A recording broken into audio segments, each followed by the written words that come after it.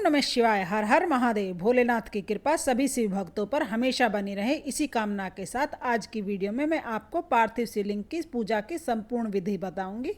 तो पूरे सावन के महीने में शिव जी की पूजा आराधना सरल विधि से कैसे करें, तो सबसे पहले हम पार्थिव यानी मिट्टी के शिवलिंग बनाकर पूजा करने का बहुत ही ज़्यादा महत्व हमारे शास्त्रों में बताया गया है। तो शिवलिंग की पूजा करने के लिए सबसे पहले हमें शिवलिंग का निर्माण करना होगा, जिसके लिए अगर आपके घर के बेलपत्र का पौधा है तो उस गमले की मिट्टी आप ले सकते हैं, बहुत ही शुभ होगा। अगर बेलपत्र का पौधा नहीं है तो समी वृक्ष का पौधा हो उसकी मिट्टी आप ले सकते हैं। इसके अलावा आप बरगद के वृक्ष की या पीपल के वृक्ष या किसी भी साफ सुथरी जगह की मिट्टी का लेकर उसका शिवलिंग का निर्माण कर लें। तो सबसे पहले हम एक चौकी या पाटा ले लेंगे, उस पर हम एक सफ़ेद वस्त्र बिछा लेंगे। साफ सुथरा सफ़ेद वस्त्र होना चाहिए, जरूरी नहीं है कि नया ही वस्त्र हो। उसके बाद एक प्लेट या थाली रखकर उस पर हम चंदन से स्वास्तिक बना लेंगे और स्वास्तिक के ऊपर हम बेलपत्र रखकर शिवलिंग का पूजन करेंगे। आप चाहें तो सफ़ेद या लाल चंदन से भी स्वास्तिक बना सकते हैं। और बेलपत्र को आप ध्यान रखें कि टूटा फूटा कटा फीटा बेलपत्र नहीं होना चाहिए।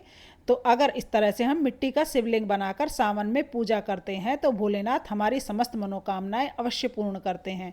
तो सबसे पहले हमने मिट्टी का पिंडी स्वरूप बनाकर उसके ऊपर हमने फिर जलहरी बनाई है। अगर शिवलिंग थोड़ा बहुत टेढ़ा मेढ़ा हो जाए तो कोई बात नहीं, कोई दिक्कत की बात नहीं है, भाव अच्छा होना चाहिए। भोलेनाथ सबसे पहले अपने भक्त का भाव देखते हैं कि किस भाव से हम पूजन करते हैं, तो बस खुश होकर सच्चे मन से हमें पूजा करनी चाहिए। तो पूजा शुरू करने से पहले सबसे पहले हम दीपक को अक्षत या फूल से आसन देकर शुद्ध देसी घी का दीपक प्रज्वलित कर लेंगे। आप चाहें तो सरसों के तेल का, तिल के तेल का दीपक भी प्रज्वलित कर सकते हैं। उसके बाद हम आचमन कराएंगे, तो 2 बार इस तरह जल छोड़कर हम आचमन करा देंगे।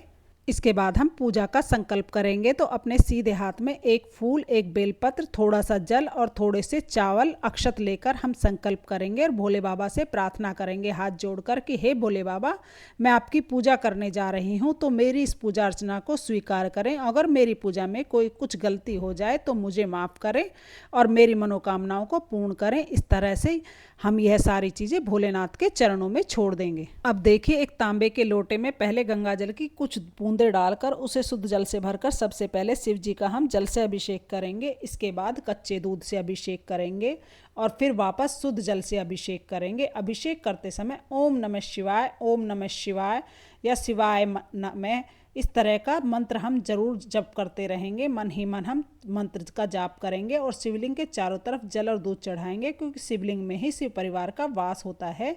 तो पूरे शिव परिवार की पूजा होता जाती है। गणपति जी की, कार्तिकेय जी की, माता अशोक सुंदरी की, पार्वती मैया की, नंदी जी की, मतलब पूरा शिव परिवार शिवलिंग में समाया हुआ है। उसके बाद हम दही से स्नान कराएंगे। दही के बाद हम दोबारा से शुद्ध जल से स्नान कराएंगे। इसके बाद हम शिवलिंग पर शहद चढ़ाएंगे। तो इस तरह से आप प्लास्टिक के बर्तन से शिवलिंग पर शहद ना चढ़ाएं। इस तरह से शिवलिंग पर शहद चढ़ाने के बाद हम दोबारा से जल से शुद्धोदक स्नान कराएंगे।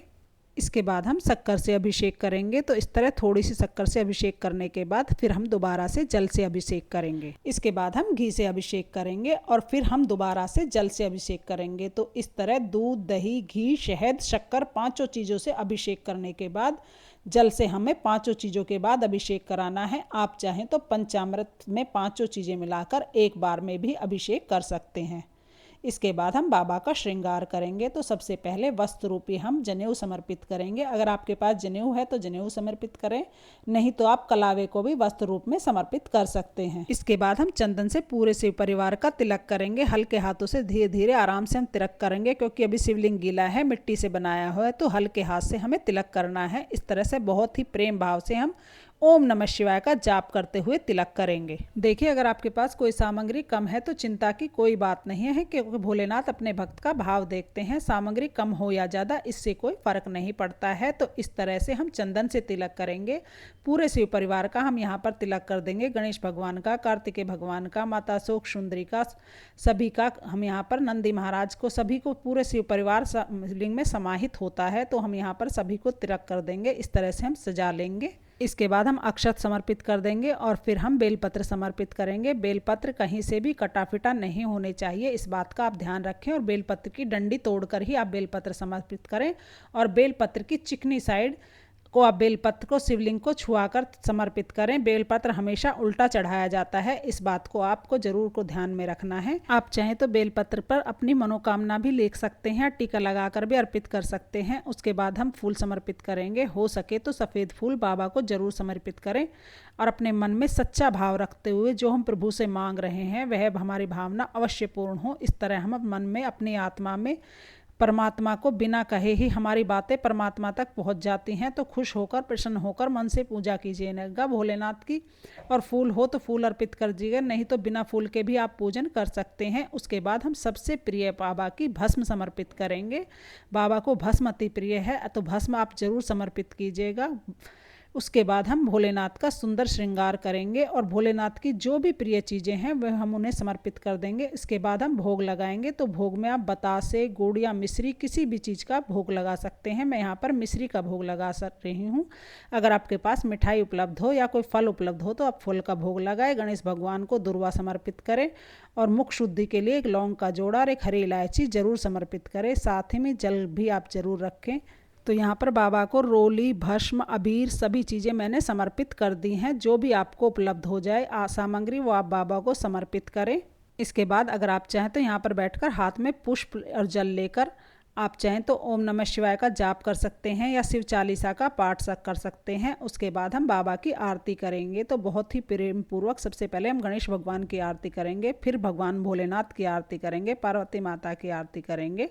अगर आपको आरती नहीं आती है तो आप ओम नमः शिवाय का जाप भी कर सकते हैं। और इस प्रकार आप चाहें तो कपूर से आरती कर लें या जो दीपक आपने जलाया है उससे भी आप आरती कर सकते हैं। धूप दीप बाबा को आरती के बाद हम दिखाकर फिर हम सीधे हाथ में जल लेकर पूजा के आसपास छिड़क कर आचमन कर लेंगे और हाथ जोड़कर भगवान भोलेनाथ से प्रार्थना करेंगे कि हमारी पूजा में यदि कोई कमी रह गई हो तो हमें क्षमा करें और हमारे मनोकामनाओं को पूर्ण करें। इस तरह से पार्थिव शिवलिंग का हम पूजन कर लेंगे। अब देखिए, जब तक हमारा दीपक ठंडा नहीं होगा तब तक हम विसर्जन नहीं करेंगे। दीपक के ठंडे होने के बाद ही हम विसर्जन करेंगे। आप चाहें तो इसके बाद कोई घरेलू काम कर सकते हैं।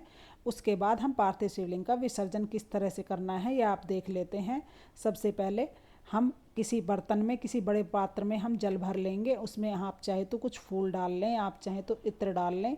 इस तरह हम शिवलिंग का विसर्जन करेंगे। जो चीज़ें हमने चढ़ाई हैं, फल वगैरह, वो हम पहले उठाकर प्रसाद के रूप में ग्रहण कर लेंगे। जो फूल हमने चढ़ाए हैं वो आप चाहें तो इसी बर्तन में डाल लें। भगवान के साथ ही विसर्जन उनका भी हो जाएगा इस तरह से। और जो सिक्के आपने चढ़ाए हैं वो आप इकट्ठा कर लें। जो दीपक आपने चढ़ाया है उसको आप धोकर पूजा में दोबारा से यूज़ कर लें। इसके बाद आप चाहें दोनों हाथों से शिवलिंग को उठाकर हम जल में शिवलिंग का विसर्जन कर देंगे। जब हम शिवलिंग का विसर्जन करें तो जलहरी का मुख हमारी तरफ होना चाहिए और हमें अपने मन में जो हमने कामना से शिवलिंग का पूजन किया है वह कामना बोलकर ही हमें शिवलिंग का विसर्जन करना चाहिए।